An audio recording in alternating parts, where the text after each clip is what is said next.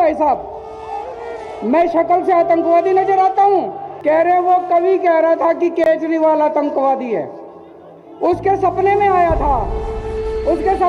था कि 7 साल पहले मैं उस कवि को वो बच्चे समझ गए। वो कहते जी उस कवि के सपने में आया था कि 7 साल पहले मैं उस कवि को कह रहा था कि मैं भारत के 2 टुकड़े कर दूंगा और 1 टुकड़े का प्रधानमंत्री मैं बन जाऊंगा।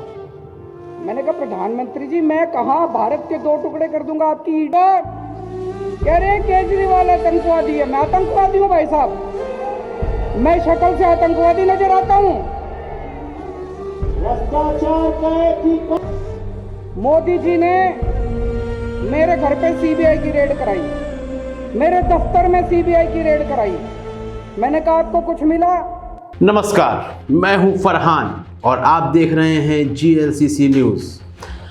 पंजाब चुनावों को लेकर आप देख रहे हैं कि एक लगातार घमासान मचा हुआ है। राजनीतिक नेता हैं, जो राजनीतिक दल के कार्यकर्ता हैं, वह लगातार अपनी विरोधी पार्टियों पर निशाना साध रहे हैं। लेकिन यहाँ पर हमने एक कार्यक्रम किया था और आप लगातार देख रहे हैं किस तरह कुमार विश्वास, आम आदमी पार्टी के पूर्व नेता, वह लगातार अरविंद केजरीवाल पर भी निशाना साध रहे हैं। और हमने यह भी कहा था कि आप किसी नेता पर निशाना साध सकते हैं, किसी राजनीतिक दल पर आरोप प्रत्यारोप का सिलसिला जारी रह सकता है, लेकिन उस दल को ध्यान में रखते हुए या उस दल को लेते हुए आप किसी समुदाय विशेष पर निशाना बिल्कुल नहीं साध सकते हैं। आपका यह कार्य कहीं ना कहीं किसी समुदाय विशेष को आहत करता हुआ नजर आएगा। कुमार विश्वास के संबंध में आप सबको पता होगा, उन्होंने अरविंद केजरीवाल पर यह आरोप लगाया था कि किस तरह वह खालिस्तानी समर्थकों के समर्थन में खड़े हुए नजर आ रहे थे जब कुमार विश्वास आम आदमी पार्टी में थे। और मौजूदा समय में भी कुमार विश्वास यही कहते हुए नजर आ रहे हैं कि अरविंद केजरीवाल खालिस्तानी समर्थकों के साथ खड़े हुए नजर आते हैं और वह खालिस्तानियों के संबंध में किसी भी प्रकार के अपशब्द नहीं कह सकते हैं। यह निशाना अरविंद केजरीवाल पर लगाया जा रहा है। तो हमें इंतज़ार था कि अरविंद केजरीवाल सामने आएंगे और किसी न किसी प्रकार की प्रतिक्रिया देंगे, और यही हुआ।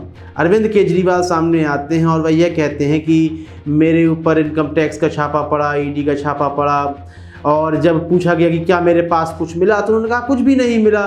तो कह रहे हैं कि लगातार मेरे ऊपर छापे पड़ रहे हैं, जब कि उनको शक है इस बात पर कि शायद मेरे पास कोई काला धन हो सकता है, ऐसी संपत्ति हो सकती है। लेकिन यदि मैं खालिस्तानी समर्थकों के साथ हूँ या फिर कोई खालिस्तानी है और मैं उसका सहयोग कर रहा हूँ, तो जो एजेंसी हैं, जांच एजेंसी हैं, गुप्तचर विभाग है, वह मेरे ऊपर आकर के एक्शन क्यों नहीं लेता है?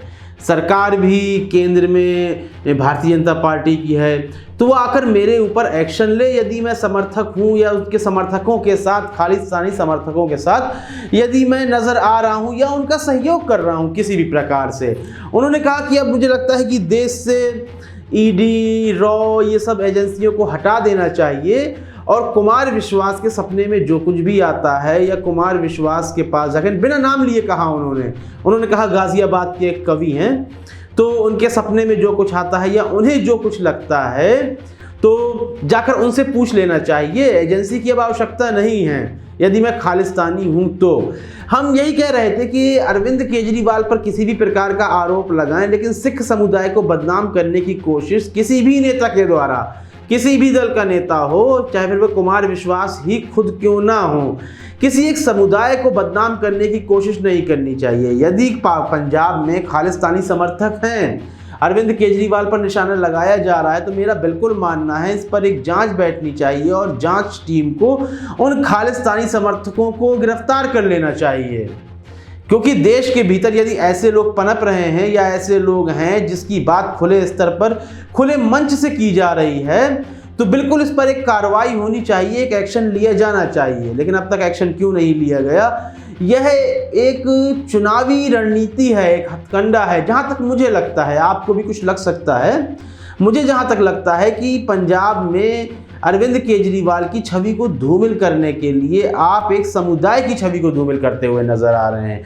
यही काम किसान आंदोलन में हुआ था, उन्हें खालिस्तानी कहा गया था, लेकिन बाद में जब बिल वापस ले लिया जाता है तो यह बातें बार बार सामने आती हैं कि वह खालिस्तानी लोग थे और उनके सब मतलब उनकी मांगों को मान लिया गया खुद केंद्र के द्वारा।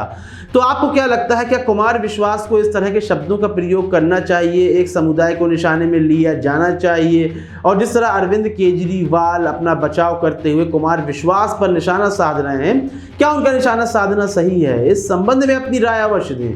कार्यक्रम को लाइक करें, ज़्यादा से ज़्यादा शेयर करें और चैनल को सब्सक्राइब करना बिल्कुल भी ना भूलें। तब तक के लिए इजाज़त दीजिए, धन्यवाद।